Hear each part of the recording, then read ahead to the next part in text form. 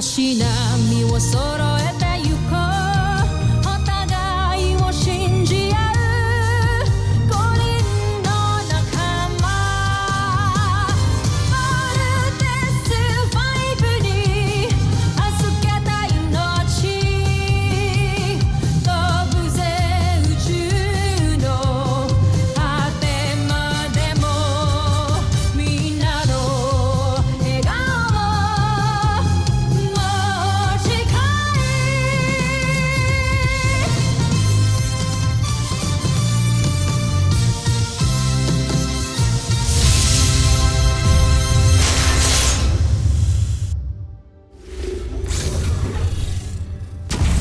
Ang nakaraan sa Voltes 5 Legacy. Mangako ka sa akin na magtatagumpay tayo. Pinapangako ko. Paano sa General Zul? Hayaan mo na natin siya mabuhay. Ngunit mag-ingat na lamang tayo. Dahil nasa loob ng pangkat natin ang isang traitor. Yun, anong meron dyan? I'm sorry, but off limits. How about sa office si Dr. Smith? Sino si Dr. Smith? Commander and Chief Scientist ng Camp Big Falcon. Ito lang ba? Nasaan si Voltes 5? Mahigpit ang seguridad kaya hindi ko nakunan. Ngayon, kampo ninyo, Voltes 5. May pinapa-investigate sa amin na signal anomaly dito sa area. Baka wala dito. Sa ibang area na lang kayo mag-search. Grabe pala, ang daming nagtatrabaho dito. Everybody has their own responsibility na kailangan gampanan. Sino naman yung mga pilotong nagpapatakbo ng Voltes robot? Bakit mo naman gusto malaman yung Judy? Gusto ko lang makilala yung mga savior ng mundo. Ngayon na kita nakita dito. Who are you? I'm Judy. It's nice to meet you, General. But I'm sorry, I have to cut this short. Kailangan na nilang bumalik sa kanilang mga duties. You need to leave the camp. Jamie, ayun na ba ni Steve? Kami ni Steve, we're friends. Pangalawa, we're teammates. Parang tayo. Kanino ko pa hinihintay ang tawag?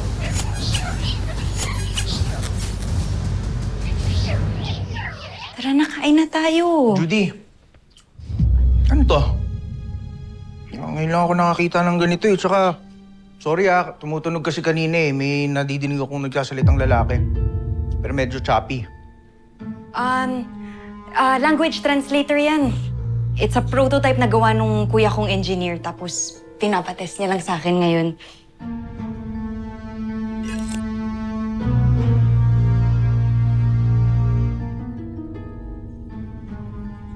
Tara, kain na tayo. Sarap nito.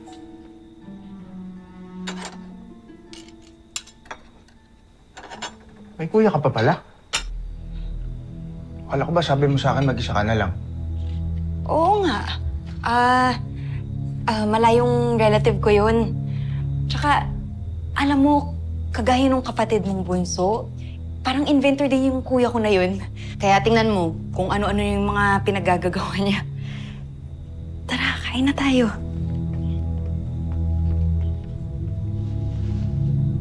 Oh, ba't ganyan ka makatingin sa akin? May problema kasi kami sa camp. Posible daw na nandito na yung mga aliens. Nakakasalamuhan natin. Sa tingin mo ba, isa ako sa kanila?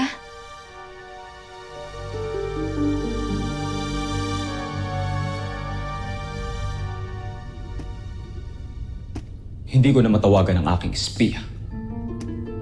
Baka naman tinataguan niya na kayo. Hawak ko sa legang aliping yun. Hindi niya maaaring gawin yun. Jomfre, bakit tilay napakalaki yata ng kumpiyansa niyo sa kanya? Isa lamang siyang alipin. Kapantay niya lamang ng pag-iisip ang mga taga-Terra Erto kaya't hindi na ako mabibigla kung matuklasan nila na isa pala siyang espiya. Judy, hindi naman sa pinagdududahan kita. Kaya lang... Tingnan mo yung mukha ko. Out of this world lang yung beauty ko, pero tao pa rin ako. Ano ka ba? Alam mo, Bert, kung wala kang tiwala sa akin, pwede naman kitang ipakilala dun sa kuya ko eh. Or, okay lang din na layuan mo ko. Kahit di mo na ako kitain, okay lang, may intindihan naman kita. Grabe ka naman. Huwag naman ganun. Saka sorry. Tamang hinala lang. Ikaw naman kasi. Sorry na. Sa tingin mo ba, lalayuan lang kita? Judy, tagal kitang hinintay. Tingin mo pakakawalan lang kita ng basta-basta? Tama na nga, halika na, kain na tayo. Nagugutom na ako eh. Sige, kukunin ko lang yung ketchup para sa Shanghai mo, okay? Wait lang. Okay?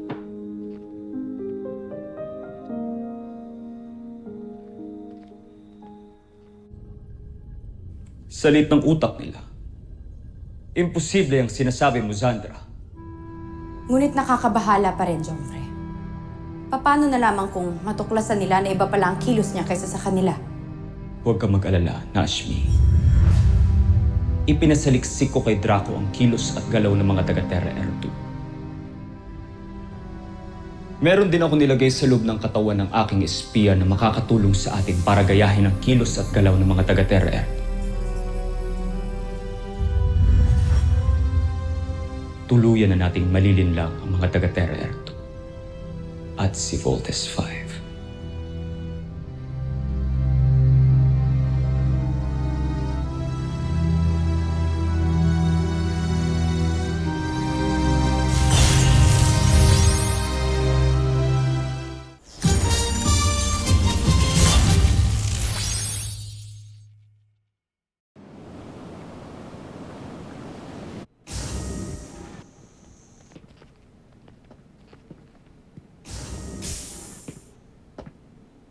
Kuya bro, naligo kaya ata sa kwarto ko.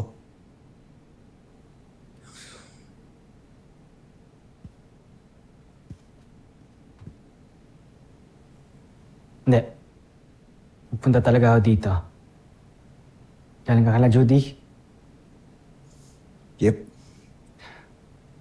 Tol, don't get me wrong ha. Alam kong excited kang makita si Judy. I get it. Pero wag mo naman sanang masyadong dalasan. Ito na naman ba tayo? Makinig ka muna sa akin. What if nasa mainland ka, may mataking beast fighter? Paano kami mabubuo nang wala ka? So bawal pumunta si Judy dito. Tapos ngayon, pinagbabawalan mo rin ako pumunta sa kanya sa mainland. Kuya naman, di ko na alam kung saan ko ilalagay. Egbert, may sinumpaan tayo dito, di ba? Duty above all. Pero di ba dahil sa duty na yan, kaya namatay si Mama? Tapos ngayon, gusto mo mangyari, unahin ko yung duty kaysa kay Judy? Mag-resign na lang kaya ako. Egbert, please. Sa atin nakasalala yung buong mundo. Sorry pero we don't meet eye to eye pagdating sa ganyang usapan. Magmula nang nawala si Papa, namatay si Mama, wala akong ibang pinapalagang kundi kayong mga mahal ko. Kesa dyan sa mundo na yan. Big Bird, you are being selfish. Why? Oo. Selfish na ako, selfish. Pero di ko pwedeng pabayaan si Judy. At hindi ko siya ipagpapalit sa kahit ano. Kung kontra ka doon, tapos si Dr. Smith, magre-resign na ako. Big Bird! Big Bird!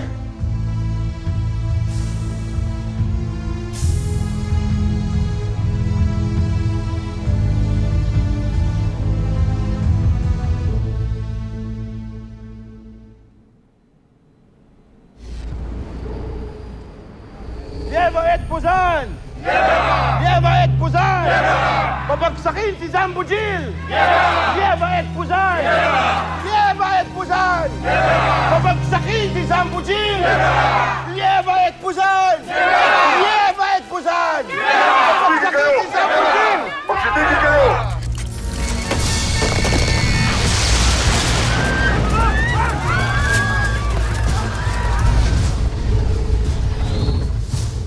Tinipon ng aking pangkat ang mga kawal na namatay sa pagsalakay kanina. Ayon sa isang saksi, Isang rebelde raw ang may gawa sa pagpaslang sa mga yon. Hindi ba't matagal na nating nabuwag ang himagsikan? Tama kayo, Joffrey. Ngunit ayon sa aming pagsasaliksik, mga panibagong lupon na naman ito ng mga rebelde. Ikinalulungkot kong ibalita na may bago na namang banta sa inyong imperyo, kamahalan. Sino ang namumuno sa kanila? Hindi ko pa natutukoy sa ngayon. Ngunit pinapahanap ko na siya pati ang kanyang mga kasamahan. Ituloy niyo lang ang inyong ginagawa. At kapag nahuli ninyo sila, dalhin ninyo sila sa akin isa-isa dahil ako mismo ang tatapos sa mga salot na yan!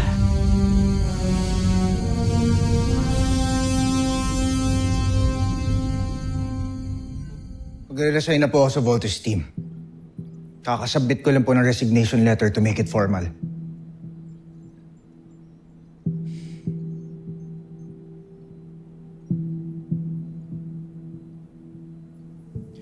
Tototohanan mo talaga yung resignation mo.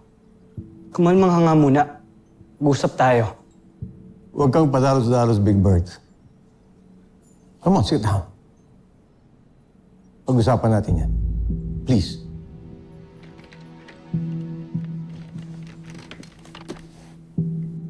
I already made up my mind, sir. Aalis na ako sa team. Lieutenant Steve Armstrong. Di ba nag-usap na tayo? Duty above all. Useless na ako sa team. Wala na yung puso ko sa misyon natin. Pinipilit ko na lang yung sarili ko dito. Are you doing this because of Judy? Ginagawa ko to para sa sarili ko. I want to live a normal life, kaya please, hindi na akong pigilan. Mas maraming may deserve sa posisyon ko kaysa sa akin. Dali nga. Hey! Hey! Big Bird!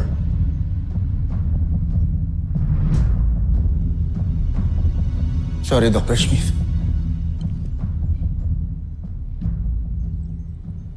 Goodbye. Lieutenant Armstrong! You cannot do this. Yes, I can. Nakaresign ko lang, di ba? Big Bird! Steve, hayaan mo siya mag-isa. Hayaan mo siya makapag-isip-isip.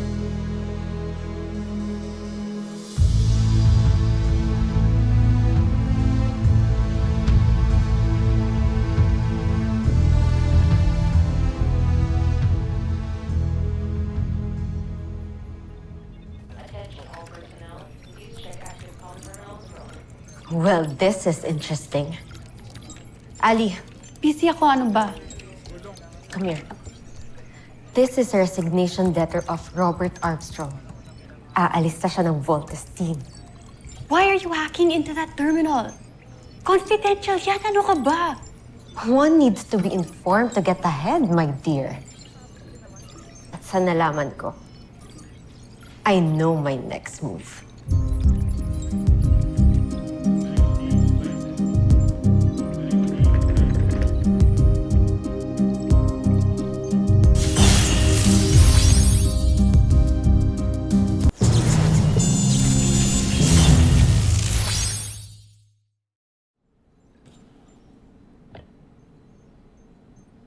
Eva, what brings you here? Nabalitaan ko po ang nangyari kay Big Bird. Well, Dr. Smith,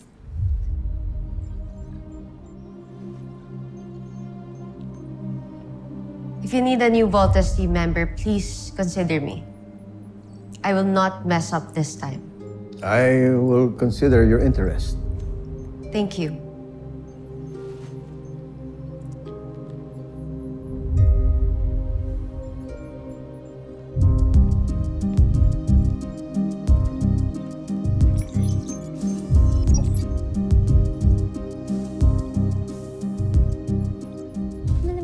Para saan yung kulay red? Ito, para dito siya sa electricity. Yes. Teka, Steve! Steve! Halika dito, look ko. Tingnan mo yung ginawa ni Little John. Ang cute! Wow! Alam mo ba, isasali niya to sa sailing competition. Naku, for sure. Panalo ka na naman. Man, panigurado. Champion to si Little John. Talino to eh. Kailan ba? Kailan ba ang contest natin? In 2 days. Kaya minabadali ko na to. Kaya mag-live kayo ni Kuya Bert, ha? Kailangan nandun kayo. Ako, Little John, hindi ko sigurado kung pupunta si Kuya Bert o kung nandun ako, ah. Bakit naman? Ano, bakit nag-away na naman ba kayo?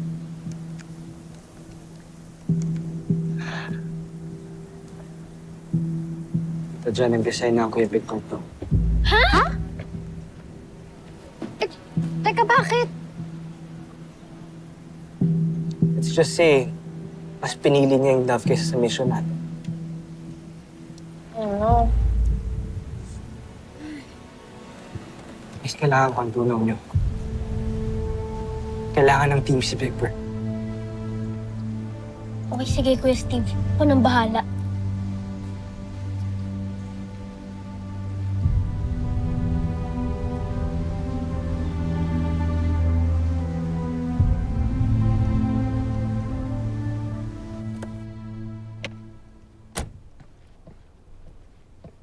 Nag-resign ka talaga sa trabaho mo? Gusto nila ako kontrolin eh. Pag pumayag ako, hindi na tayo magkita.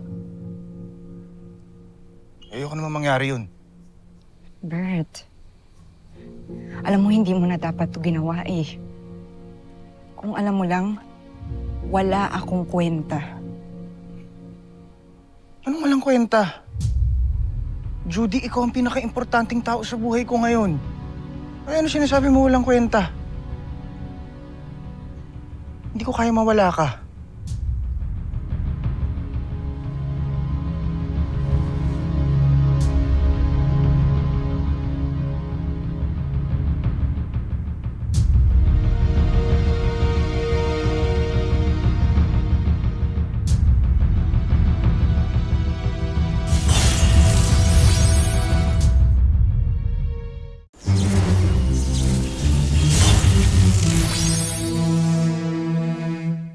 Dad, di ko nga po tinakasan yung guard ko. He just took a break. I'll be fine on my own, okay? Okay, bye.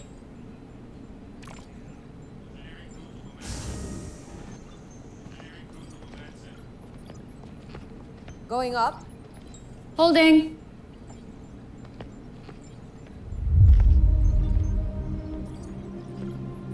Deck 20. I thought this is going up. Bakit mukhang may pababa dito?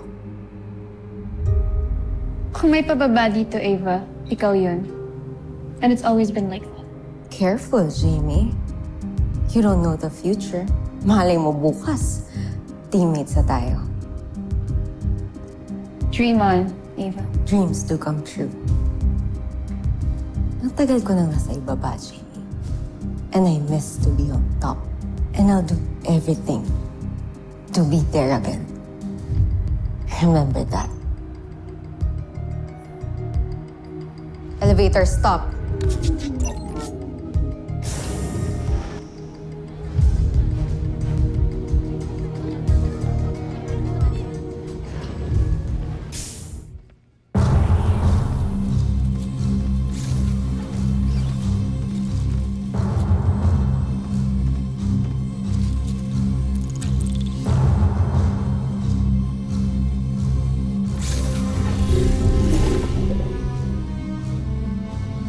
Iwan niyo muna kami.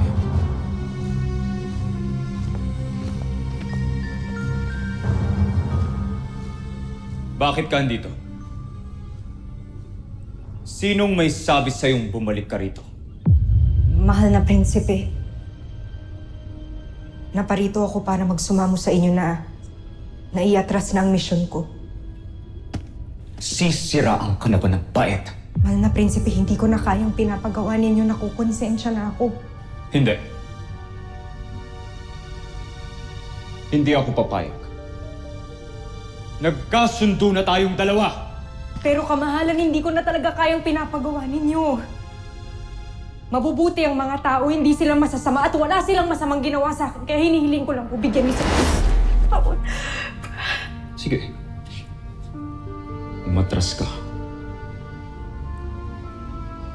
Kapalit ng buhay ng kapatid mo.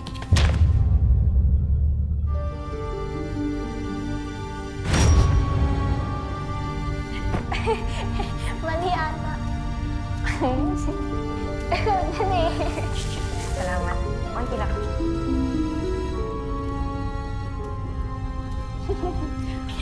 Konti naman eh.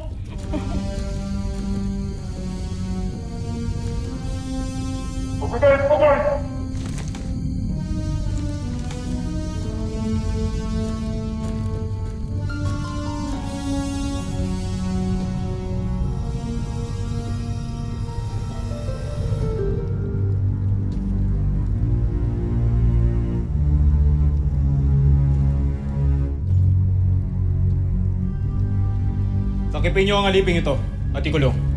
Amira? Amira? Junala! Amira! Junala! Amira! Junala! Junala!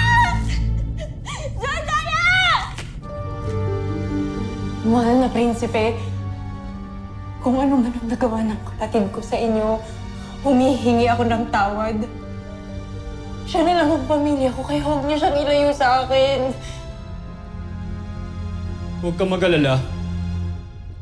Ibabalik ko siya sa iyo. Ngunit, may kailangan akong ipagawa sa iyo. Kahit ano gagawin ko, ibalik niyo lang siya sa akin.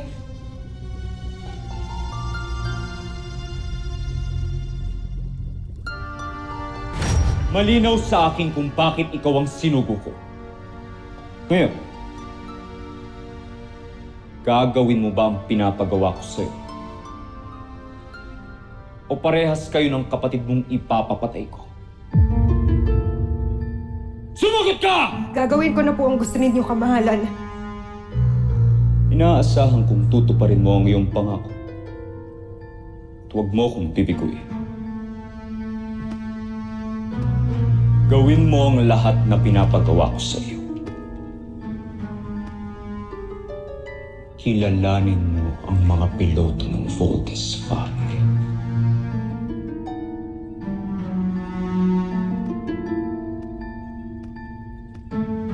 Bumalik ka na, Judala!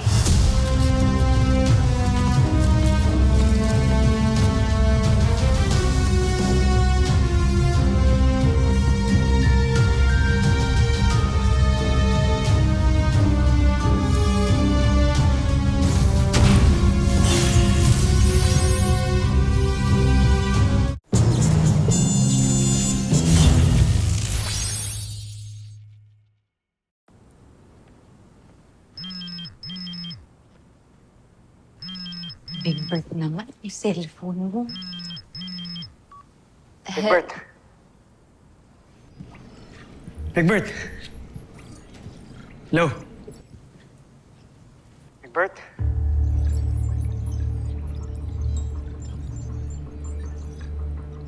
Huwag ka na magalit. Umuwi ka na. Umuwi ka na dito sa kampang. Training pa tayo eh. Hello?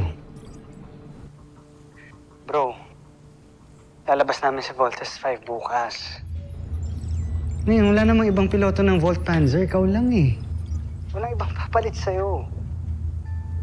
Bro, di ba sabi mo, we are a team. You deserve to be one of us.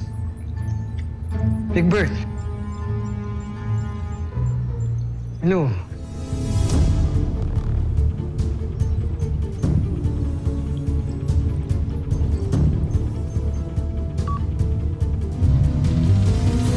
Susunod sa Voltes 5 Legacy. Naniniwala ako na hindi ako bibiguin ni Judala. At kapag malaman natin ang mga impormasyon tungkol kay Voltes 5, madali na nating mapaplano kung paano sila tatalunin. Gusto kong gawa ng background check ng girlfriend ni Big Bird, si Judy. Kasama ka sa Voltes team? Isa ka sa mga piloto ng Voltes 5? Ano ba ang bago sa ating Beast-Fighter? Walang bago, Zul. At kung meron man, hindi mo na ito kailangan malaman. Nahahalata ako na pinagtataguan niyo ako. Hindi niyo pa nakikita ang kabuuan ng report ko. Ano bang gusto mong tingnan ko dito? I-check mo yung kay Judy. Siya lang ang naiiba. Because she's not human. Siya ang nagbibigay sa atin ng impormasyon tungkol sa kampo ng Voltes 5. Tiyak akong may maganda kang balita. nakilala mo na ang Voltes 5. Tama ka, mahalan. Kilala ko na kung sinong mga piloto ng Voltes 5.